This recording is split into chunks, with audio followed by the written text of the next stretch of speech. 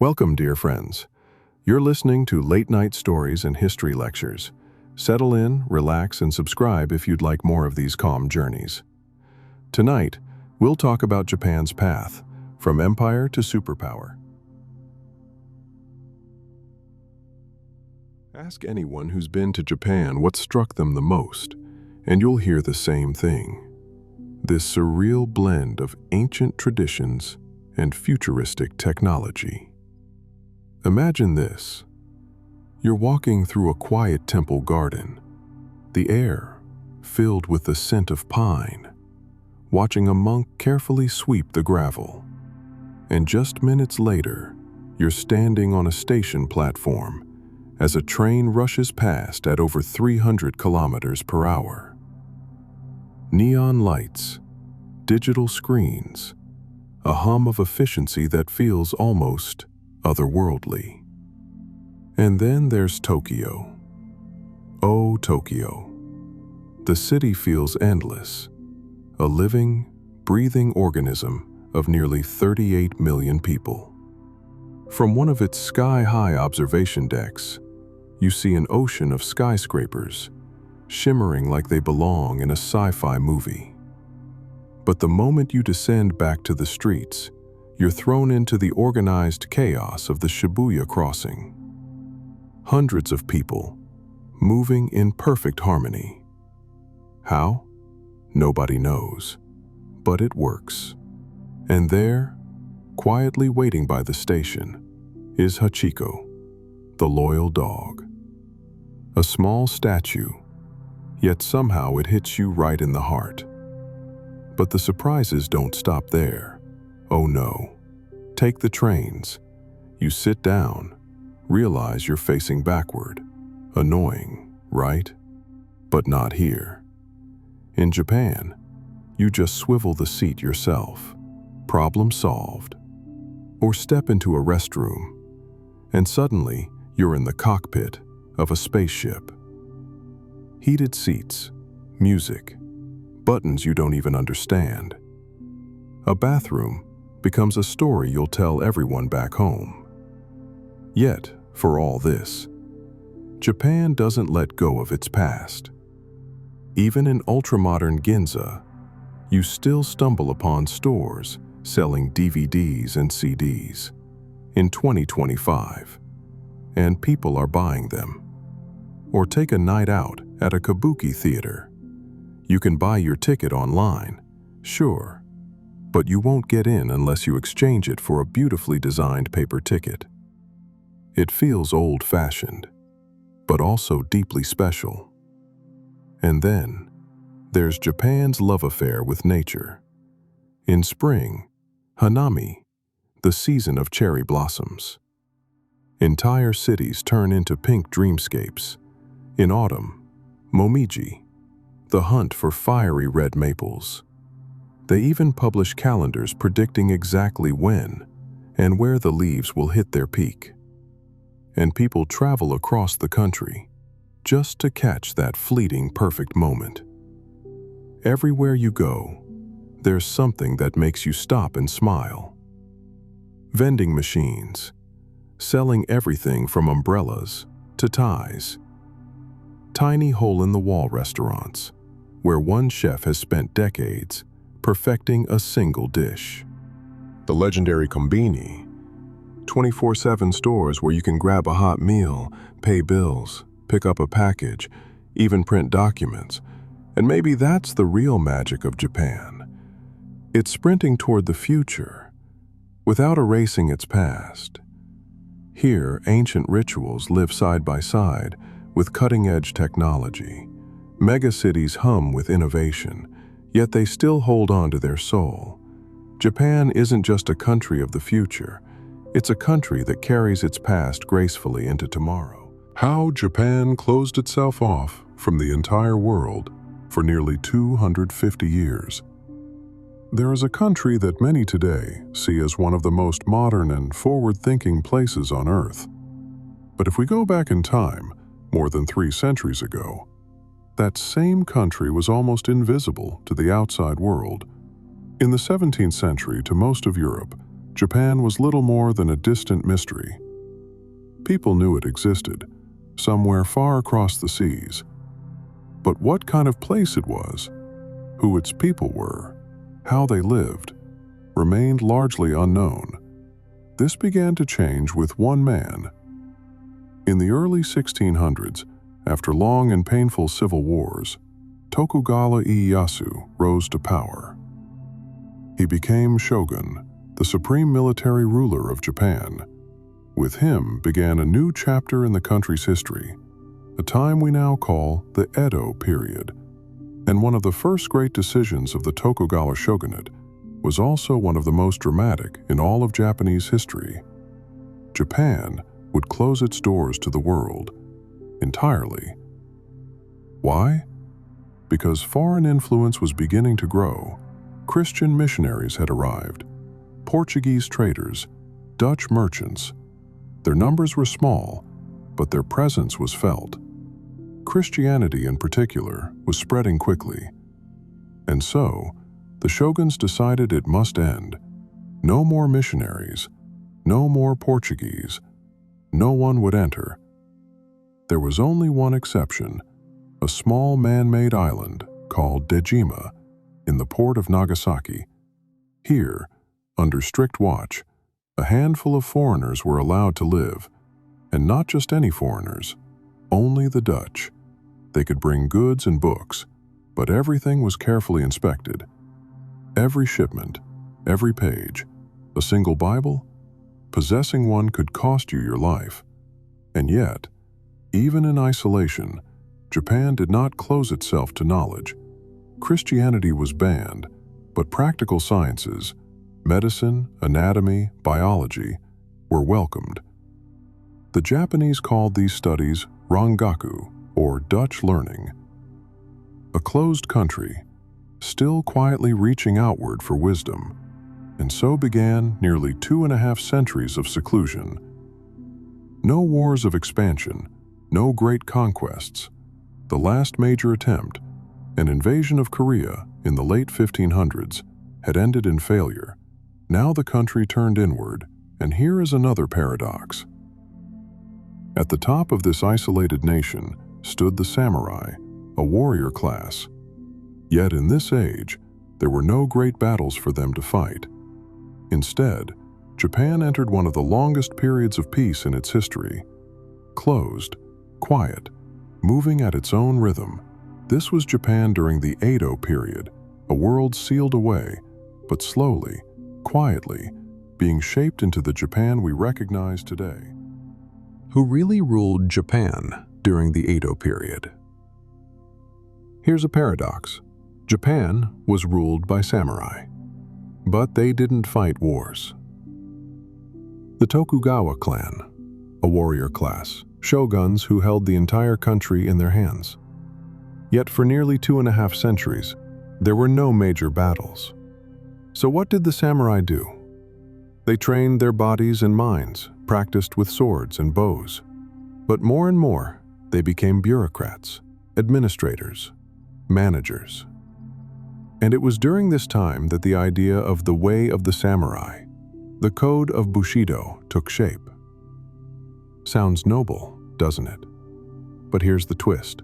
Many of these ideals were written down when the samurai class was already fading away. Still, the power was theirs. And the emperor? He was there. Revered as the descendant of the sun goddess Amaterasu, seen as almost divine. But in reality, he had no real power. His life was little more than a ceremonial formality. The true center of power was Edo, modern-day Tokyo. Here, the Tokugawa shoguns built an immense castle and ran the country with an iron grip. And Japan at that time? Fragmented. Hundreds of domains ruled by feudal lords, the daimyo. Once, they fought brutal wars against each other, made alliances, betrayed one another. But now, they were subordinates to the shogun. How do you keep them in check? Simple and brilliant. Make them hostages. Every daimyo was required to maintain a residence in Edo, with his entire family, entourage, servants. A personal enclave, right under the shogun's watch. The family stayed in the capital, meaning the lord wouldn't dare rebel back home. And to house them all, the Tokugawa literally created new land. Parts of modern Tokyo were built on reclaimed ground, filled in during the 17th century just to build these daimyo estates. But there's more. The roads. Narrow, carefully designed routes connecting Edo to every corner of Japan. Why so narrow? So no large army could ever march through them. And daimyo could only return to their domains on a strict schedule, one designed to make sure two powerful lords would never meet along the way. No conspiracies. No secret deals. Divide and conquer. And it worked. No uprisings, total control. This is how the samurai, without waging war, held all of Japan in their hands. The Black Ships and Japan's encounter with the West. When we talk about Japan in the second half of the 19th century, a comparison with Russia under Peter the Great comes naturally. Like Russia in the early 18th century, Japan lived in a closed world, knowing little about the outside. But then came the moment when contact with the West became inevitable, and the need for rapid change could no longer be ignored. Peter the Great carried out these changes decisively and from within, forcing Russia onto a European path. Another useful comparison is with the reforms of Mustafa Kemal Ataturk in Turkey. As in Japan, modernization in Turkey began under the pressure of external circumstances, military threats, economic pressure, and political crisis. In both cases, it was not simply about borrowing Western technology, but about a profound rethinking of societal foundations in order to preserve the country's independence in a changing world. In the mid-19th century, Japan remained a closed nation. Yes, there was a small group of people learning Dutch to communicate with foreigners, but overall, the Japanese knew very little about the outside world. And it is uncertain whether they would have begun to change on their own, if not for outside intervention. The decisive moment came with the arrival of the so-called Black Ships. In 1853, an American fleet under Commodore Matthew Perry appeared off the coast of Japan. His steamships, unfamiliar to the Japanese and painted black, looked threatening. Perry brought a letter from the U.S. President. Formally, it was addressed to the Emperor, but in practice, it was delivered to his representatives, in reality, to the Shogun, who governed the country. Perry's goal was simple: to open trade with Japan. By this time, Western powers were actively searching for new markets for goods and sources of raw materials. Many countries were already under European or American influence.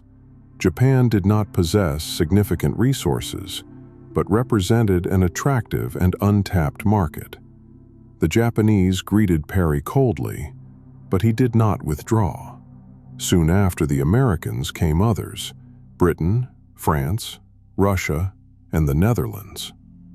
Within 5 years, by 1858, treaties were signed with these countries.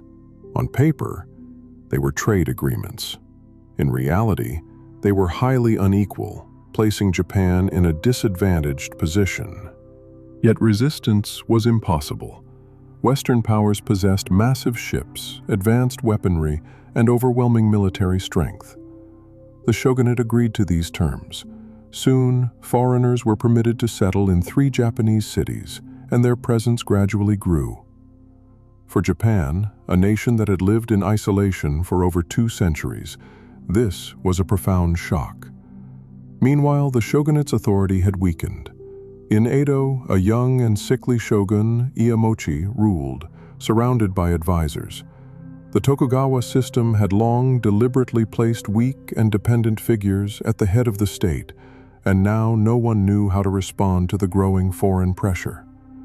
The treaties were signed, the foreigners had entered, and the world in which Japan had lived for 2.5 centuries began to change. Why did violence against foreigners erupt in Japan? The second half of the 19th century was a time of great tension in Japan. After the arrival of the Black Ships and the signing of unequal treaties, foreigners were granted the right to live and work in designated ports, and this sparked deep resentment.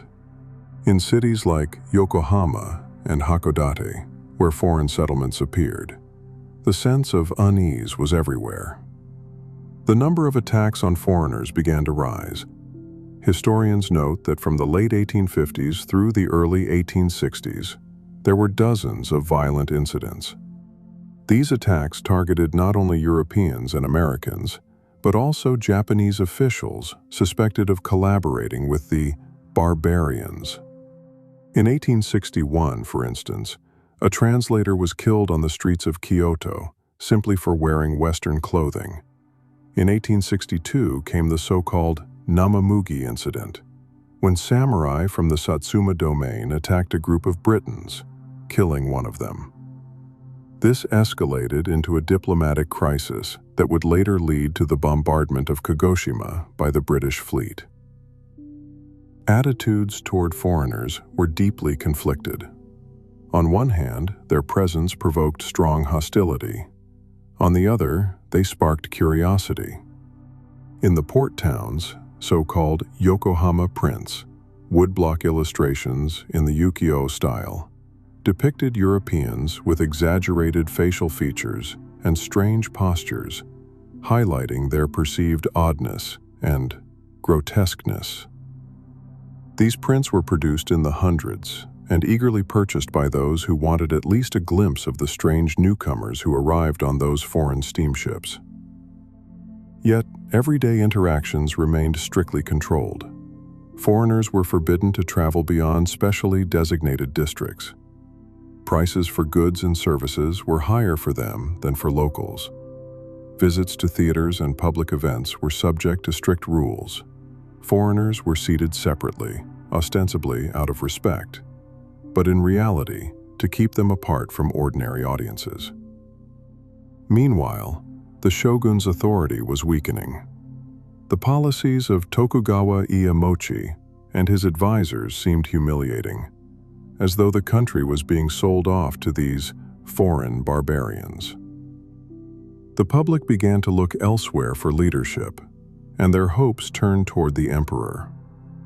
Emperor Meiji, though a recluse in Kyoto, living surrounded by rituals and rarely leaving his palace, became a symbol for those who opposed the shogunate and the foreign presence.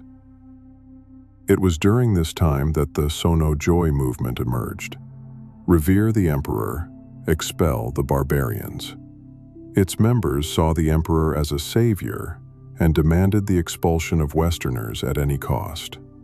Emperor Meiji publicly called upon the shogun to drive out the foreign powers, though he understood that such a demand could not be fulfilled.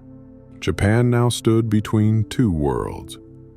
The old one, with its traditional structures and isolation, and the new one, forced upon it by external pressure. This tension gave rise to the anger and violence that erupted in attacks, assassinations, and entire campaigns against those seen as responsible for the humiliation of the country. Revere the emperor, expel the barbarians.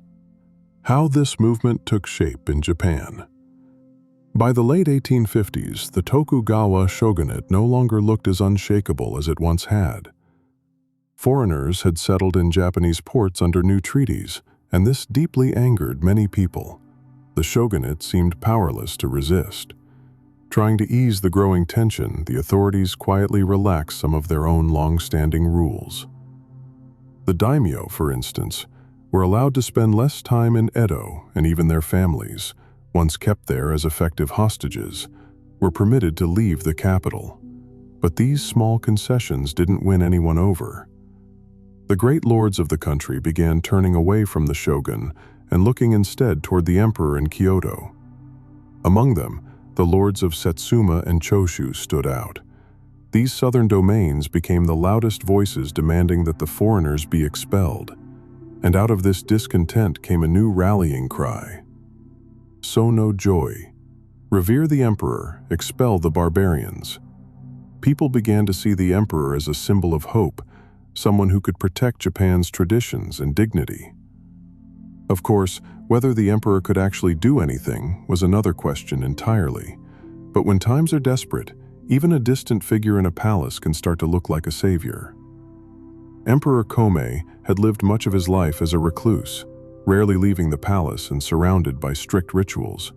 But now representatives from powerful domains arrived in Kyoto to pledge their loyalty, offer their protection, and seek his guidance.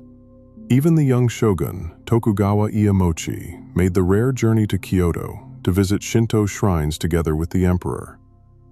One of these visits was meant to be a grand display of respect and unity. The emperor planned to present the shogun with a sacred sword, a powerful gesture in the language of courtly rituals. But when the moment came, the shogun declined to accept it. Why? Accepting the sword might be interpreted as acknowledging the emperor's supreme authority, and that was a step too far. So Ieyasu suddenly became too unwell to receive it. The task then fell to his regent, Tokugawa Yoshinobu, a far more capable and shrewd man than the young shogun. But when his turn came, he too conveniently fell ill with a terrible stomachache and couldn't attend. Kyoto's townspeople, unimpressed, began composing satirical songs mocking the shogunate. If you can't even take the emperor's sword, how will you ever fight the foreigners? It seems that even in 19th century Kyoto, political scandals came with their own catchy jingles. Meanwhile, the domains of Satsuma and Choshu were gaining influence. They competed with one another, sometimes fiercely, but shared a common enemy in the shogunate. In 1864, tensions boiled over when Choshu troops went so far as to attack the imperial palace itself, claiming they only wanted to rescue the emperor from bad influences. Satsuma forces drove them back. Ironically, these two domains, who had just fought each other over the court, would soon become allies. Within a few years, their cooperation would form the backbone of the Sacho alliance, the force that would bring down the Tokugawa shogunate and set Japan on a new path. What began as an outburst of xenophobia and anger toward the barbarians quickly turned into something much larger.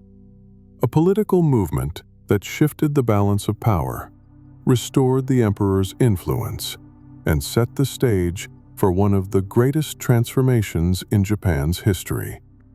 Oh, brave new world. The Japanese delegation in the United States and Europe. By the mid-19th century, new and unusual figures began to emerge in Japan's rigid hierarchy. One of the most remarkable was Saigo Takamori, a man of impressive size, fierce charisma, and an unmistakably warrior-like spirit.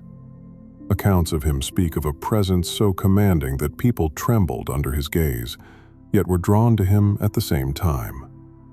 Though Saigo did not come from a high-ranking samurai family, he held some of the most important positions in the Satsuma domain, thanks to the favor of its lord. In the Choshu domain, reforms went even further. They began forming units that included not only samurai, but also commoners, even the Eta, people from the lowest social classes who traditionally performed the unclean tasks of society.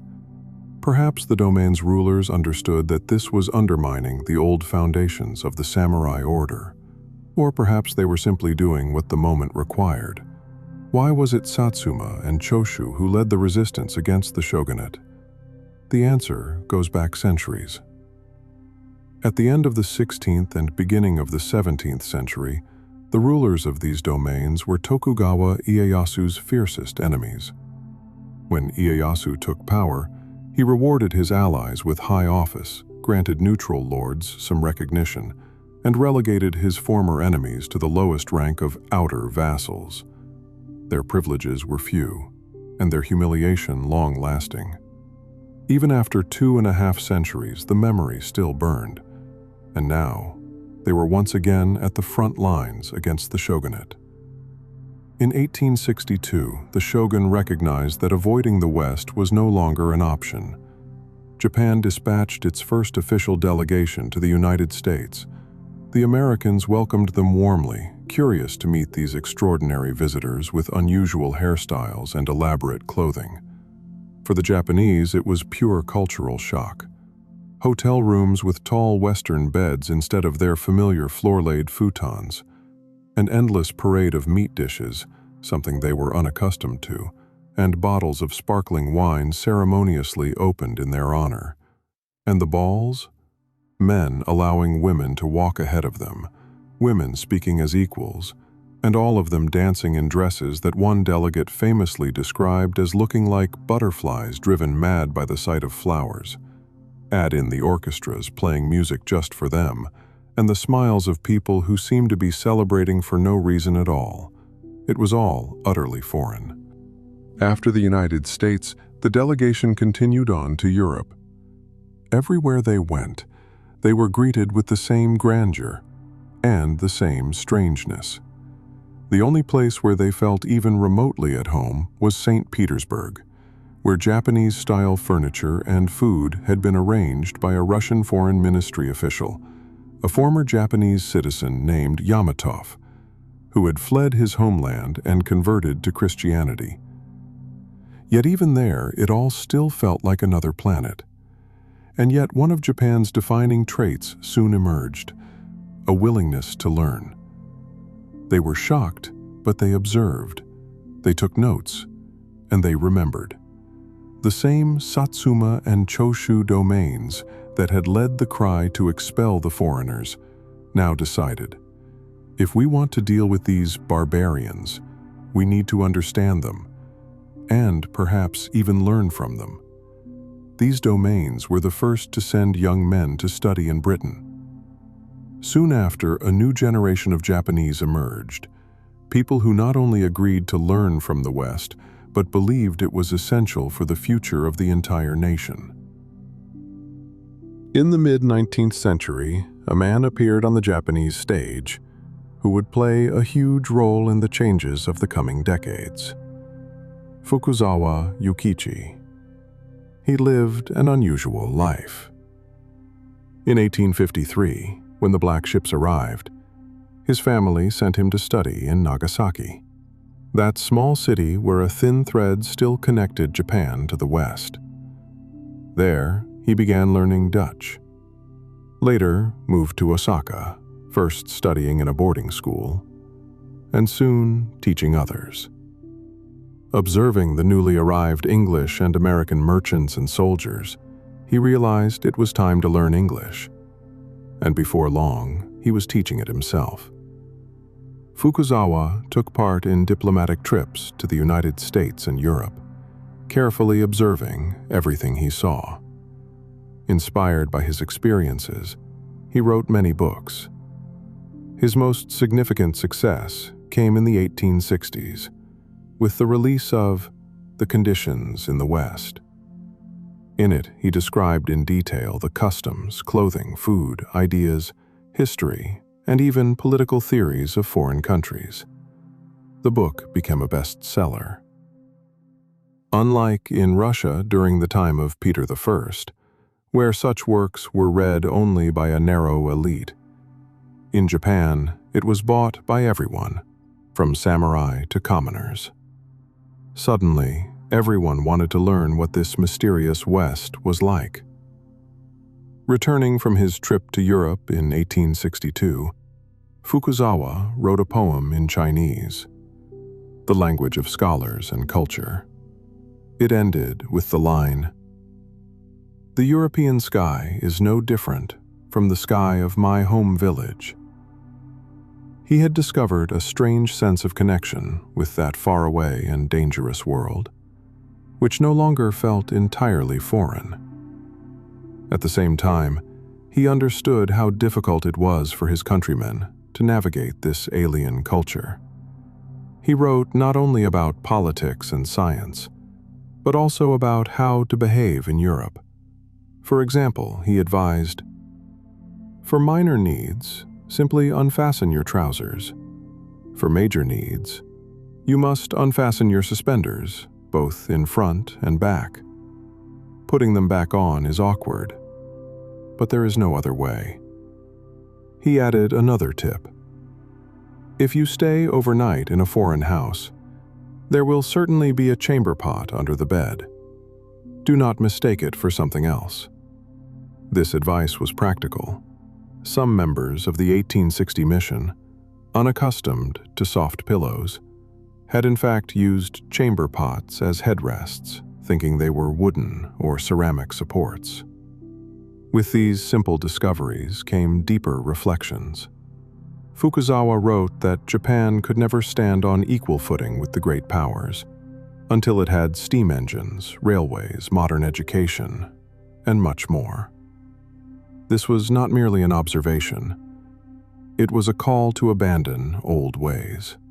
Many reformers of that time believed that, for the country to survive, it must reject the familiar and move forward with progress.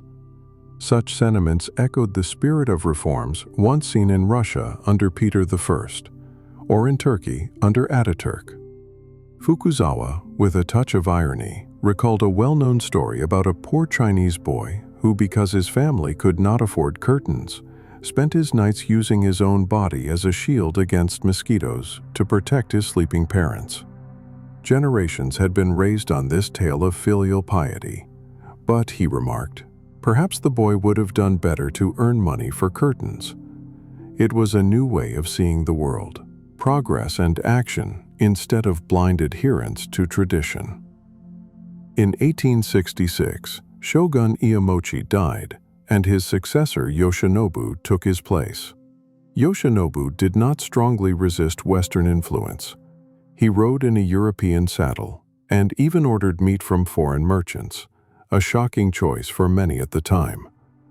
But the popularity of the shogunate was crumbling. After the death of Emperor Meiji, his successor, the 14-year-old Prince Mutsuhito, ascended the throne. The world would come to know him by the era name of his reign, Meiji. How much personal role the young emperor played in what followed is difficult to determine. For some, he was simply a symbol of divine blessing for Japan.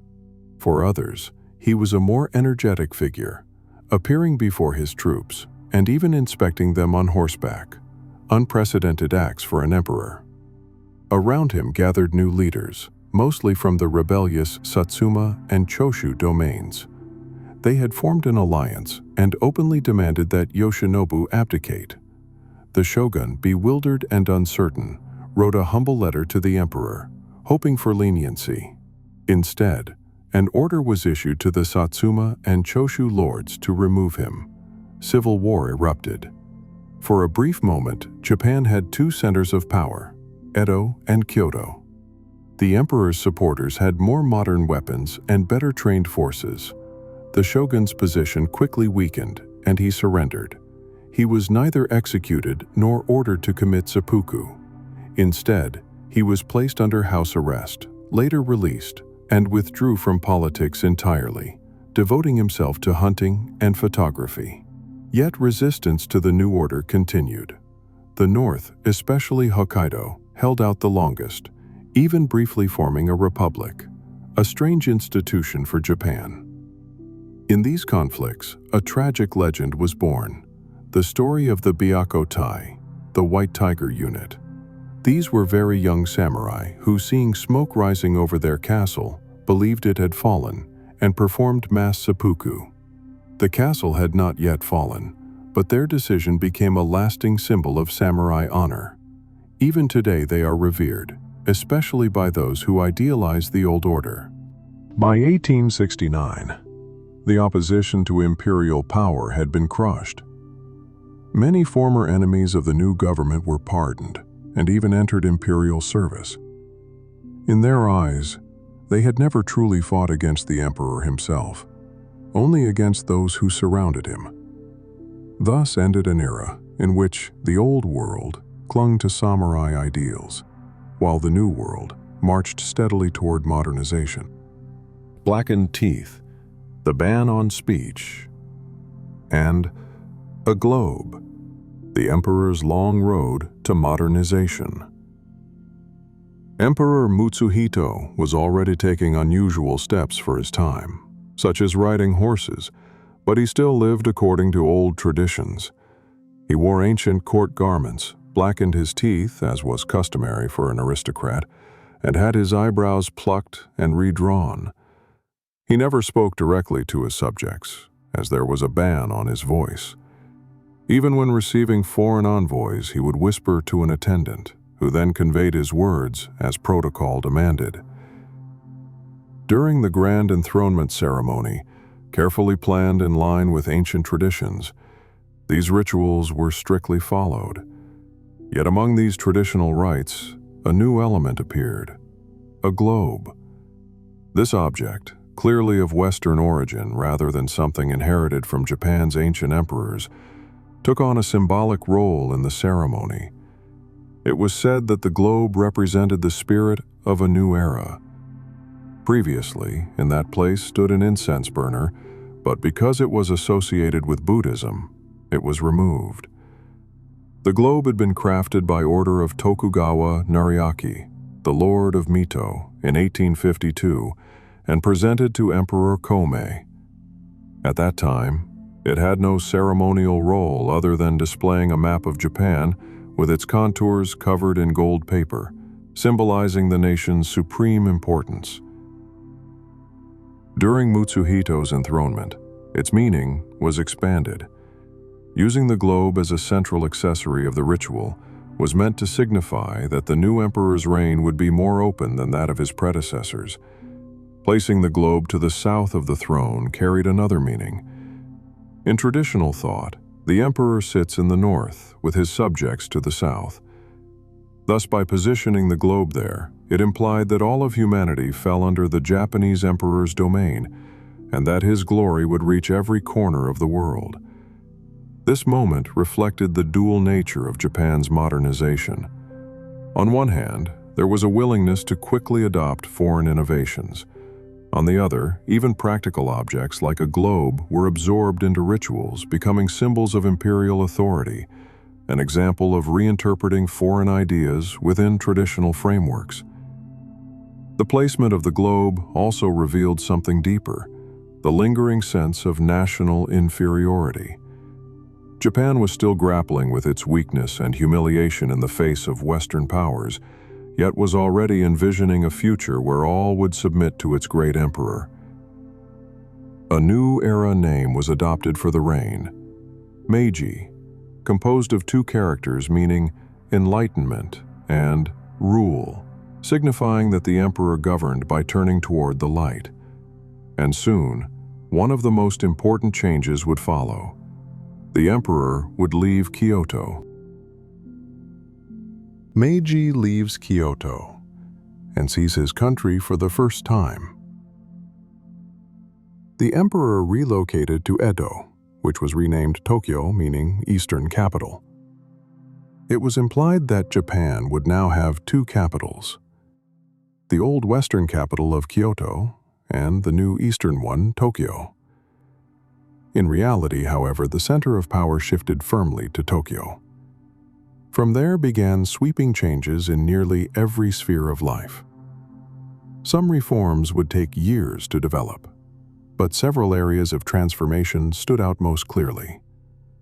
Above all, the emperor stepped out of the shadows. He left his palace, traveled across the country, and began to see his own land: Mount Fuji, the sea, and the people he ruled. A deliberate effort followed to strengthen imperial authority. The emperor continued to be regarded as a living deity, and this belief remained unchallenged. In places where he traveled, windows on the second floors of buildings were covered so that no one could dare look down on him. When he stayed in a house, People later paid money to take stones or straw from that building, believing they carried his blessing. Women came to rub against the pillars of houses where the emperor had slept, convinced it would bring them fertility. The sense of his mystical, almost magical presence endured. At the same time, thoroughly practical reforms were introduced. New governing bodies were created, modeled in part on European examples. A parliament and other institutions were established. Yet all authority was clearly centralized in the hands of the emperor. He was proclaimed the head, the ruler, the father and mother of all Japanese people. Later, these powers would be enshrined in a constitution, which stated clearly that the emperor's authority was supreme. One important step came when several powerful lords, perhaps under some pressure, voluntarily offered their lands to the emperor, submitting detailed records of their domains. In earlier times, such land might have been ceremonially returned to them, but this time the emperor kept it, effectively becoming the owner of all the land. Soon, the old domains were formally abolished and replaced by prefectures, creating a new administrative division. This raised a pressing question. What would happen to the hundreds of thousands of samurai, nearly 2 million with their families, who had served these lords and received stipends from them? The state began paying them pensions, assuring them that they would not be left without shelter or food. Yet the clear message was that the government, not their lords, was now their master. Laws changed as well. For certain crimes, samurai were now punished in the same way as commoners. They were no longer ordered to commit honorable seppuku, but were executed, like any townsman or farmer. This symbolized the new order. All were equal under the law. The emperor continued his journeys throughout the country. Though surrounded by religious reverence, his travels also served a practical purpose: to present himself as the blessed ruler of all Japanese people. In 1889, a constitution was adopted with grand celebrations. Some people even treated the constitution as an object of worship, though few fully understood its meaning. Regardless, the document made one thing clear: the emperor's power was unlimited and sacred. Thus, the emperor evolved from a venerated yet secluded figure into an absolute sovereign. The entire social structure began to shift. Samurai received pensions, and some were offered the option to take them as a single large payment, raising new questions about what they would do next in this rapidly changing society. What did the samurai do after retirement? Community life in Japan. Many thought they might invest their pensions in business or perhaps turn to trade. But for a samurai, trading was seen as beneath their dignity. They did not want to be merchants, but they found other roles. Many were educated, well-read, skilled in writing poetry, and lovers of art and beauty.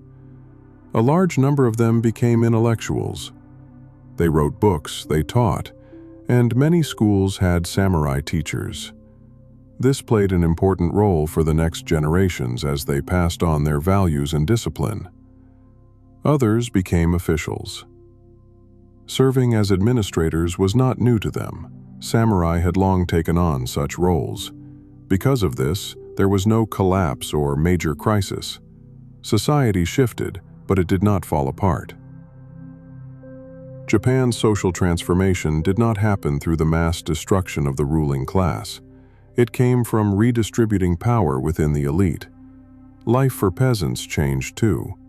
They were now allowed to travel freely around the country, something that had once been forbidden. The old system, where peasants were grouped into units of 5 or 10 households with shared responsibility, was abolished. People no longer had to constantly watch over one another or report each other's actions. Of course, the pressure of community life did not vanish completely. Some traditional values remained. But now peasants could move, and they were given rights to their land, even if only a small plot. They became more independent than before. The government also reshaped the old way of thinking. In traditional society, every person, whether a peasant, a samurai, or anyone else, belonged to a community, a family, a clan, and served it. But things had changed. These local communities weakened, and some even disappeared entirely. What remained was one great community, the state itself, with the emperor at its head. This was now the community every person had to serve and obey. Over time, this new order became clearer and stronger. The emperor, changing into European clothes. Why did Japanese people ride trains barefoot? The reforms continued, and changes reached everyday life in Japan. The emperor began appearing in European-style clothing.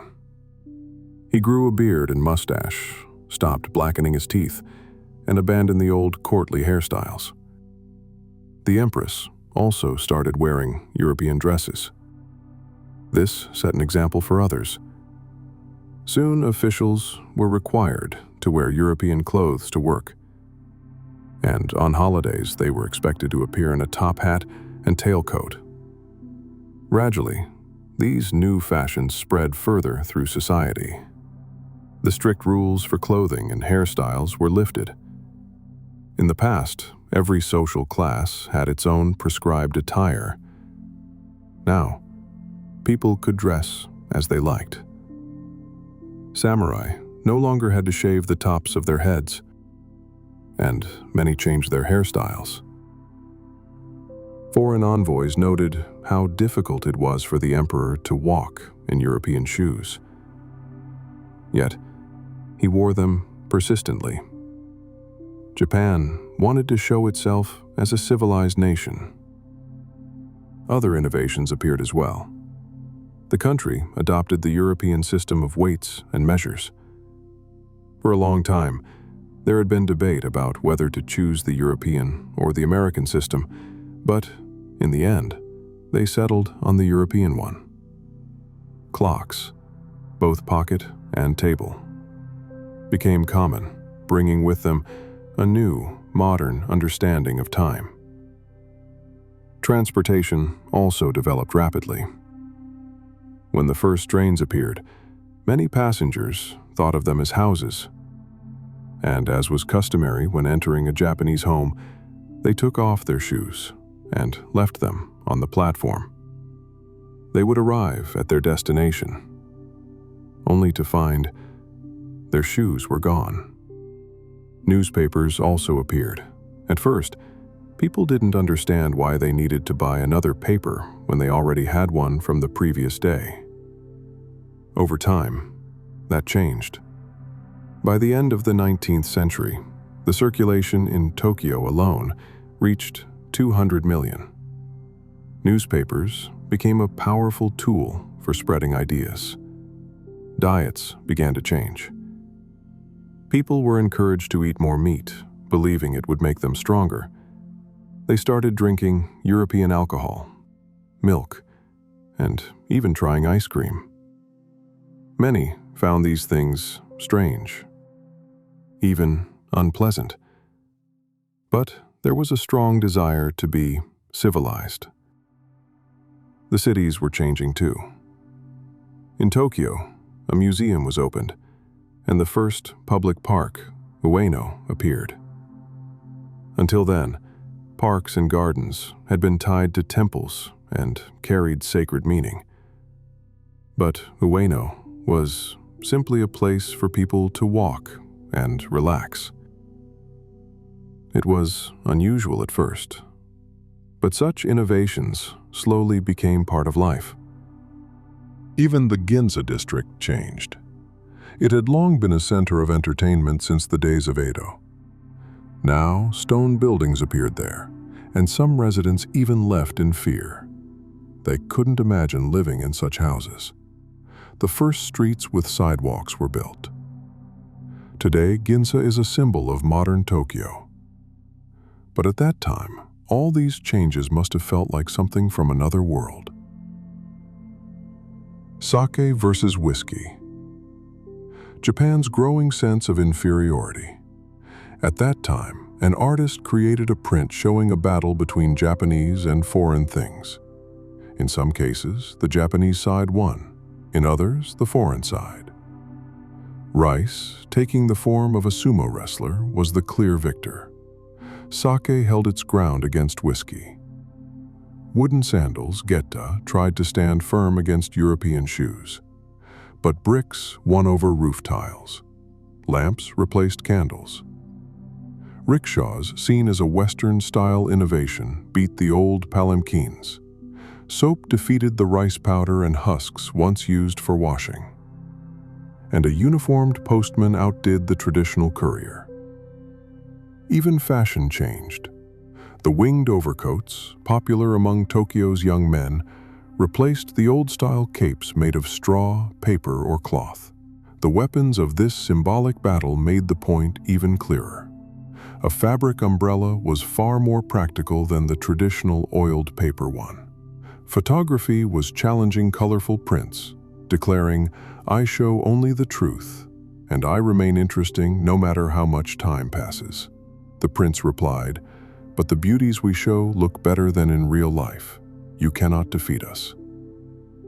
Through all of this ran a single theme: we want to be civilized. The Japanese had begun to see their ancient, delicate culture as a kind of barbarism. Not long ago, they had called outsiders barbarians. Now they felt that they themselves were the weak, backward ones.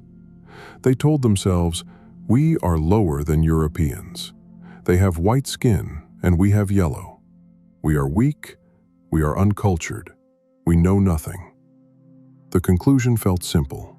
We must learn. We must eat meat to become stronger. Drink milk.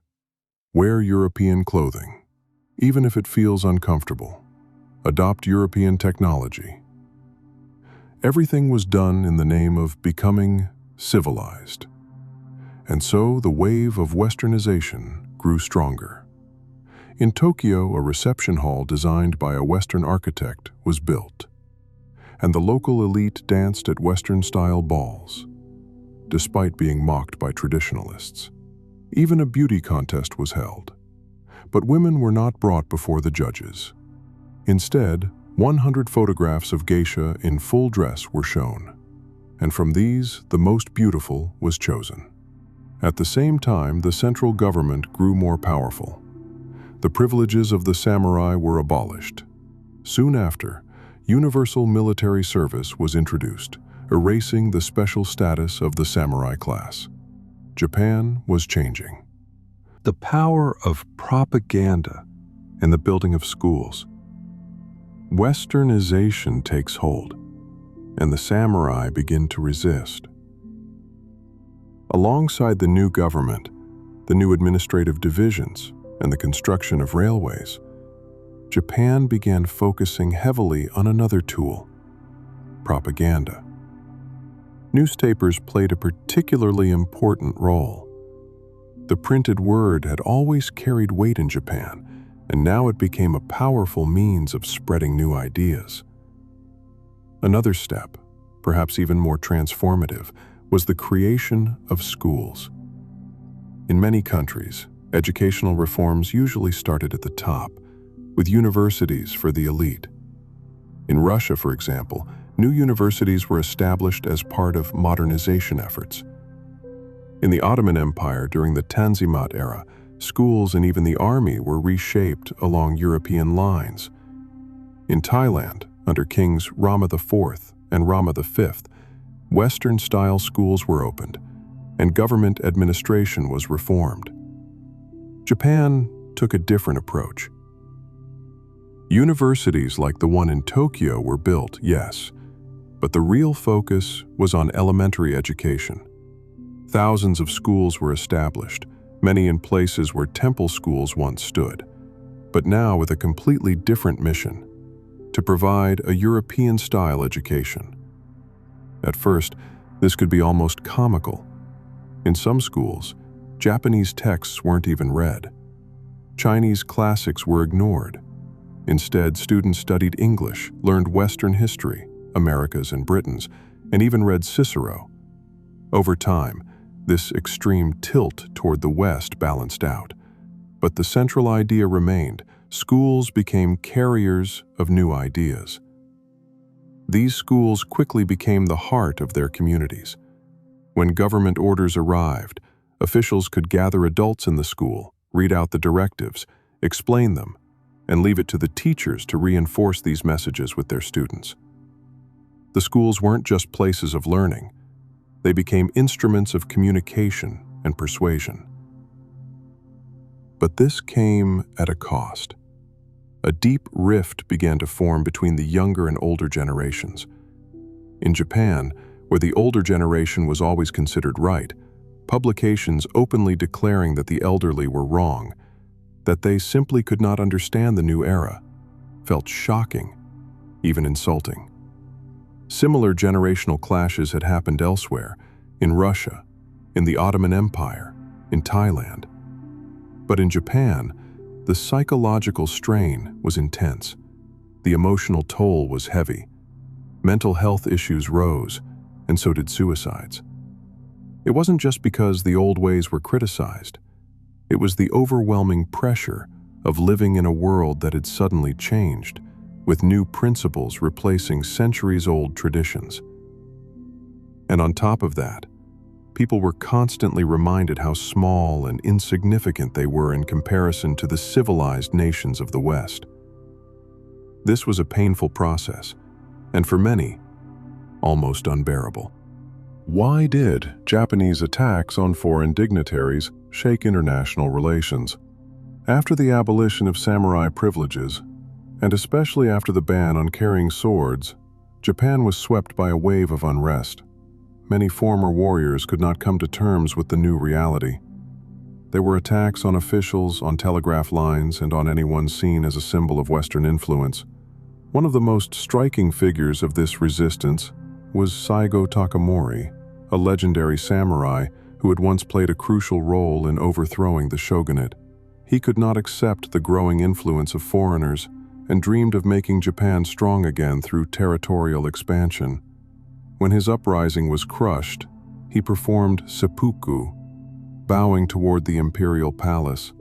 For him, the rebellion was not against the emperor himself, but against the corrupt nobles at his court. But these internal struggles were also intertwined with external tensions. One of the most notable episodes was the Otsu incident of 1891. The heir to the Russian throne, Tsarevich Nicholas Alexandrovich, the future Nicholas II, was traveling through Japan as part of his Eastern tour. He was welcomed with great honor, shown the country's wonders, and treated as a distinguished guest. Yet in the city of Otsu, a Japanese police officer named Tsuda Sanzo suddenly attacked Nicholas with a saber, striking his head and putting his life in grave danger. The attack was stopped when his companions, including Greek Prince George, intervened, using a cane to fend off the assailant, while rickshaw drivers restrained him. The Japanese government issued an official apology, and Emperor Meiji himself expressed deep regret. These actions helped prevent a diplomatic rupture, but as many historians believe, the incident left a deep mark. Nicholas suffered a head injury, and the psychological shock may have shaped his view of Japan, possibly deepening his distrust, a sentiment that later became evident during the Russo-Japanese War. This was not an isolated event. Similar episodes had occurred earlier. In 1862, there was the so-called Namamugi incident. A British merchant, Charles Lennox Richardson, was killed by samurai from the Satsuma domain for failing to give way to a daimyo's procession. This sparked a sharp deterioration in relations between Britain and Japan. Britain demanded a massive indemnity and carried out a punitive expedition, forcing Japan to change its policies toward foreigners. These events show how painfully Japanese society experienced its collision with the outside world, and how individual violent episodes could escalate into serious international conflicts. How a sense of inferiority turned into a sense of greatness. It often happens that a feeling of weakness slowly transforms into its opposite, a sense of greatness. At first, the Japanese were constantly reminded of how weak, uncultured, and uncivilized they were, how far they still had to go. But over time, this began to change. More and more intellectuals, journalists, writers, and philosophers, along with statesmen close to the emperor, started saying, yes, we need to learn from Europe, to take what is useful. But above all, we must preserve our own spirit, our inner foundation, our unique Eastern way of thinking. Such ideas were not unique to Japan. For example, Lee Kuan Yew, the longtime leader of Singapore and the creator of the Singapore Miracle, often said that the West could teach technical and economic progress, but that Eastern societies had their own way of organizing themselves. This thought resonated in Japan as well. Yes, we should adopt the best from Europe, but we must remain ourselves. Did the Japanese succeed in this? The question remains open, but more and more voices spoke about the beauty of the Eastern spirit and the value of their own traditions. Many teachers at the time were former samurai. They passed on to children the idea that the samurai code represented the highest ideals of duty and honor. Only by following these principles, they said, could one truly serve the country. Yet where samurai once sacrificed themselves for their clan or their lord, this loyalty was now directed toward the state. The principles seemed to stay the same, but their purpose had shifted. They now functioned within a new framework, the era of a strong, centralized state. And so, the Japanese increasingly turned their attention to their roots, trying to weave the new and the old into one vision of their country. Why Buddhism was separated from Shinto, and what makes Japanese culture unique. One of the first decrees of the era we call the Meiji Restoration, or sometimes the Meiji Revolution, was the separation of Buddhism from Shinto. For the Japanese, this was seen as a return to their roots. Shinto is the oldest native religion of Japan, and for centuries it coexisted peacefully with Buddhism. People would pray at both Shinto shrines and Buddhist temples without seeing any contradiction. Buddhist monks often handled funerals, while prayers for health or good fortune were directed to the kami, the spirits of Shinto. It was common for temples and shrines to share the same grounds. During the Meiji era, the government decided to separate the two religions. For a time, Buddhism was even suppressed, considered foreign because it had come from China and Korea. The message was clear: Japan should rely on its own beliefs. While this policy was never fully carried out, from that point up until the end of World War II, Shinto took on a special place in the state's ideology. The stronger Japanese nationalism became, the more politicians leaned on Shinto ideas. This gentle religion, tied to nature and spirits, was repurposed as a tool for nationalistic aims. Attitudes toward art also began to change. In the 1860s and 1870s, European art seemed like the highest standard. Japanese people studied Western painting, literature, and sculpture. But in the 1880s, an American art historian arrived in Japan and reminded the Japanese of the value of their own cultural treasures. They were told that their art was not just valuable, it was truly great. And slowly, they began to rediscover pride in their own traditions.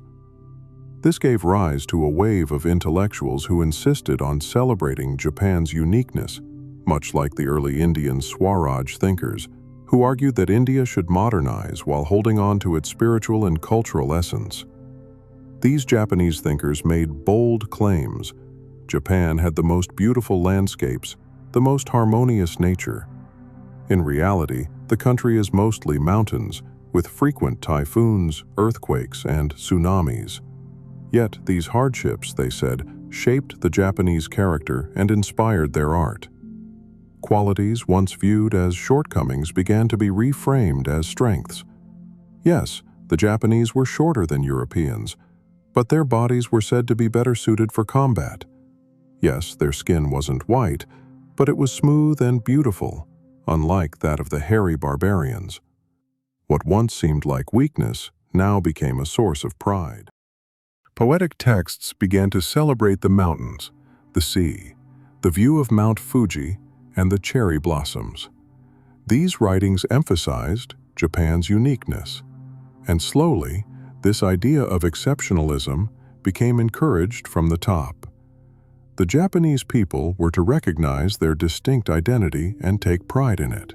Naturally, this return to the roots also revived the values of the samurai and the code of Bushido, reimagined now not as loyalty to a clan, but as service to the state. From admiration of the West to the greatness of Japan.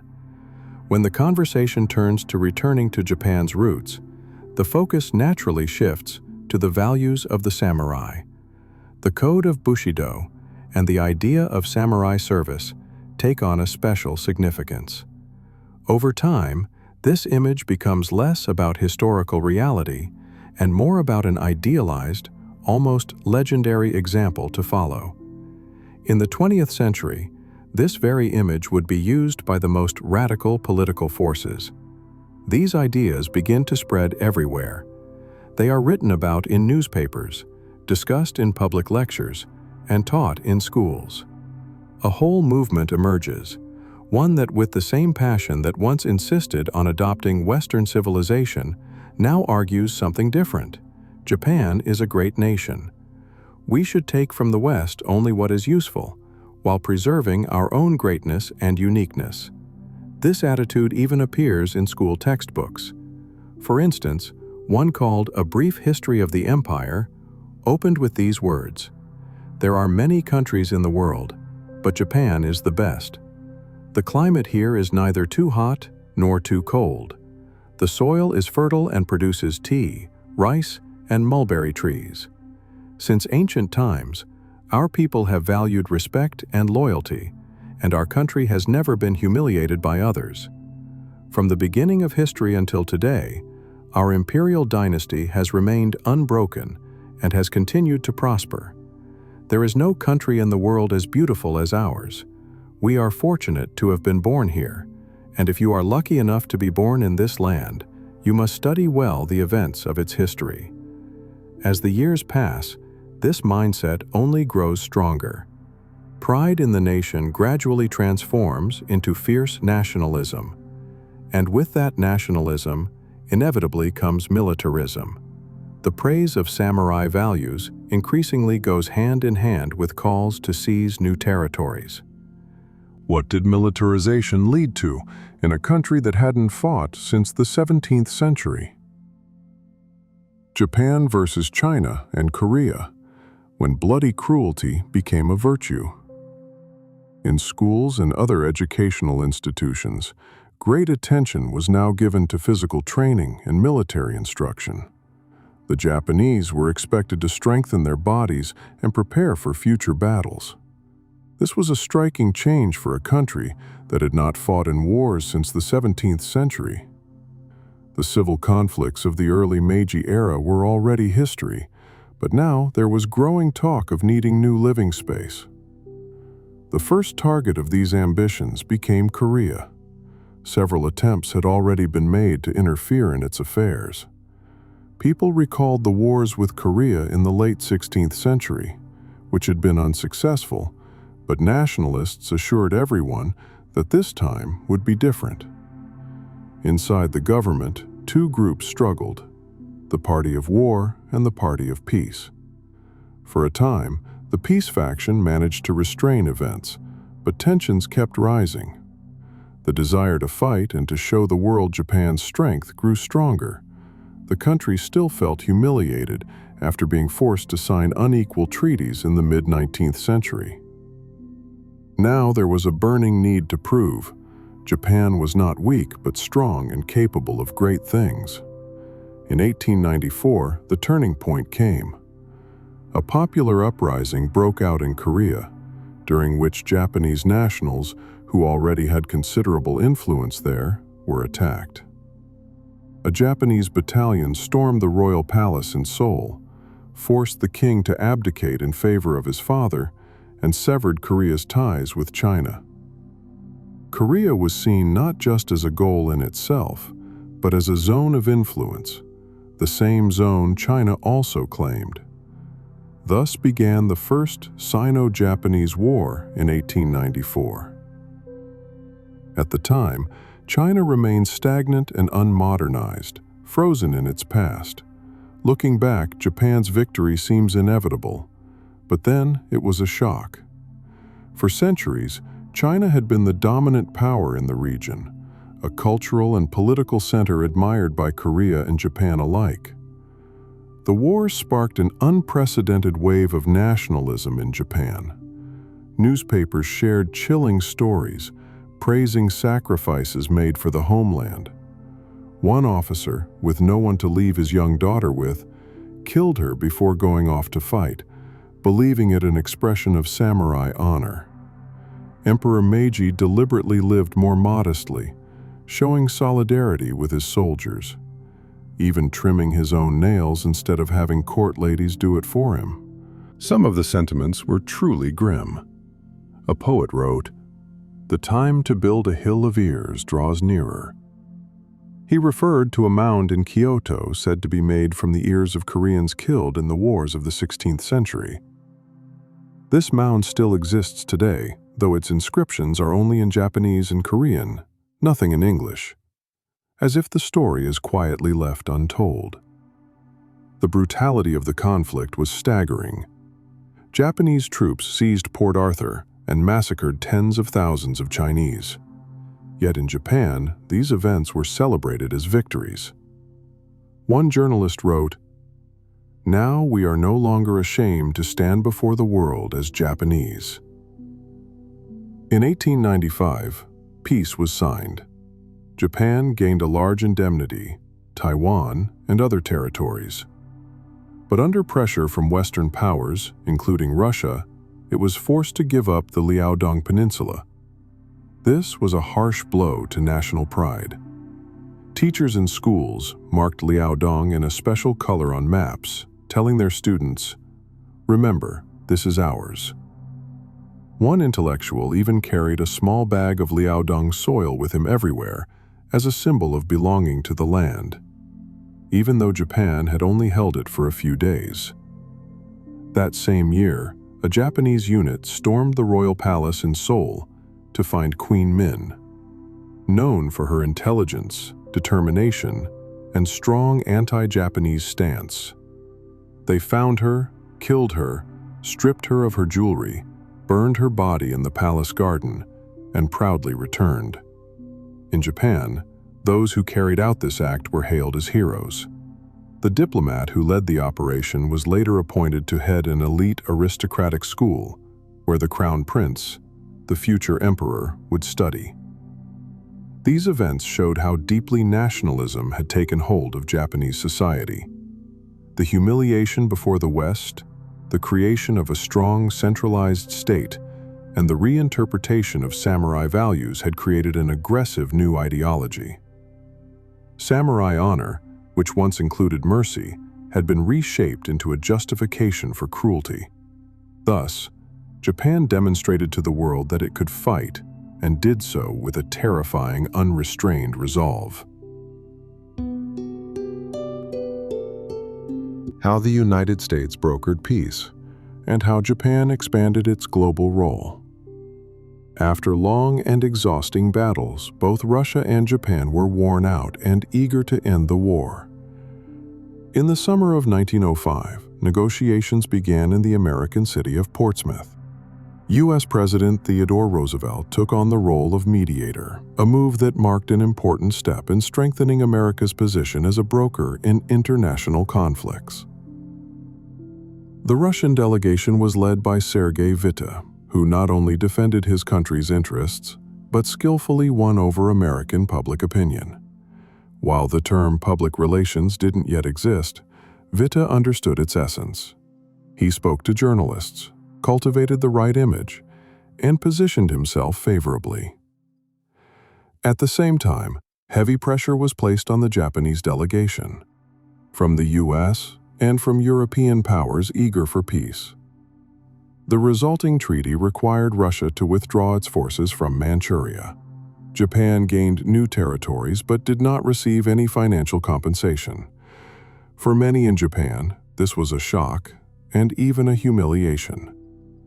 They had won on the battlefield, but the rewards seemed insufficient. Inside the country, debates erupted.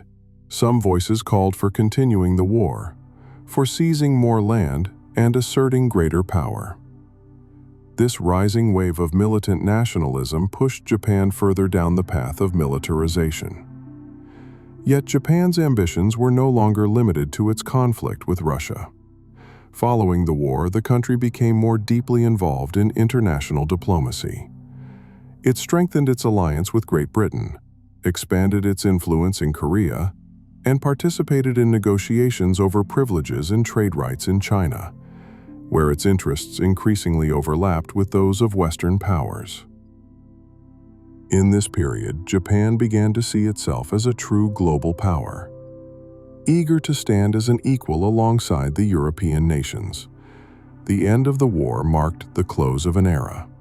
In 1912, Emperor Meiji died, bringing to an end one of the most transformative periods in Japan's history. Shortly afterward came a deeply symbolic act. Admiral Nogi and his wife committed seppuku. Nogi had asked for permission to take his life after the Russo-Japanese War, blaming himself for the heavy losses and what he considered his insufficient performance, despite leading Japan to crucial victories. The emperor had refused, telling him that he was still needed by his country. But after his sovereign's death, Nogi fulfilled his long-standing vow and followed his lord in death. Why did a celebrated Japanese admiral commit seppuku? Japan enters a new century with pride and vulnerability. In the morning, the admiral and his wife called for a photographer. They posed for their last photo. The admiral calmly reading a newspaper, his wife sitting beside him. That evening, he performed seppuku. He had no second to end his suffering, so he placed the blade carefully, falling on it with his throat to make his death quicker. His wife pierced her own heart with a dagger. Propaganda immediately called this a display of true samurai virtues. The throne then passed to the only surviving son of the emperor, Yoshihito. The emperor had many concubines and many children, but Yoshihito was the only son to survive, and succession went through the male line. Yoshihito was frail. Even in his mother's womb, he suffered from meningitis, and throughout his life he struggled with poor health, various diagnoses, and seizures. Naturally, ruling the country was difficult for him, so much of the governance fell to others. At this moment, Japan entered a new century with a powerful mix of emotions, a sense of strength, greatness, and superiority over others, but also a deep feeling of vulnerability.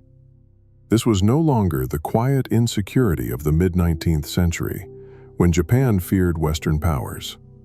Now it was the mindset of a strong, confident nation that still believed it was not getting what it truly deserved because of diplomatic maneuvers and outside pressures. During World War I, Japan joined the Allies alongside Britain. While the European conflicts were far from their own shores, Japan seized the opportunity to expand its influence in East Asia. In 1915, Japan issued the so-called 21 Demands to China, to surrender territories, expand Japanese control, and, in some parts, effectively place China under Japanese administration. China accepted most of these demands, but rejected the most extreme ones, which would have given Japan direct control of the country. This sparked outrage in Japan. How could a strong, victorious nation be forced to compromise again? Thus, Japan entered the 20th century with a dangerous combination of national pride and wounded vulnerability. This mix would become one of the driving forces behind the tragic events that awaited the country in the years to come. Thank you for listening to this lecture. I'd love to hear your thoughts. How do you think Japan managed to transform from an isolated agrarian society into a powerful global force within just a few decades? Was it the role of Emperor Meiji, his advisors, the Japanese mindset, geography, or something else entirely? Share your ideas in the comments. Thank you again, and see you next time.